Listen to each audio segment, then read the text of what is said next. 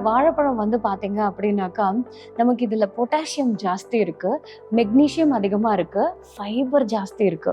இதில இருக்கக்கூடிய விதைகள் கூட நமக்கு அஜீரண தொந்தரவுகள் ஏற்படாம, நம்மளுடைய டைஜஷனை சப்போர்ட் பண்ணக்கூடிய ஒரு முக்கியமான பழம்னே சொல்லுவாங்க.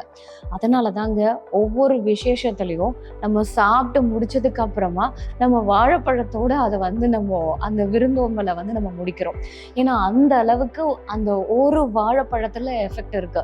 இதனால தான் நாங்க இயற்கை மருத்துவத்துல என்ன சொல்லுவோம்னா, ஒரு நாளைக்கு ஒரு வாழைப்பழம் சாப்பிட்டா கண்டிப்பா அவங்களுக்கு பிபியே வராது அப்படின்னு சொல்லுவோம். ஏன்னா, அந்த அளவுக்கு பிளட் பிரஷரை வந்து மெயின்டெயின் பண்ணக்கூடிய அளவுக்கு அதுல இருக்கக்கூடிய விட்டமின்ஸும், மினரல்ஸும், ஃபைட்டோ நியூட்ரியன்ட்டும் வந்து நமக்கு ஹெல்ப் பண்ணும்.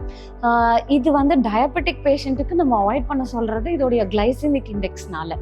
ஸோ இது வந்து நம்ம இந்த குழந்தைங்களுக்கு இப்படி நம்ம கொடுக்கறது மூலயமா அவங்களுடைய பசியையும் நல்லா தூண்டும். அதே நேரத்தில் அவங்களுக்கு வந்து ஒரு ஒரு ரெஃப்ரெஷிங் ஆன ஒரு சம்மர் ட்ரீட்டாகவும் இருக்கும்.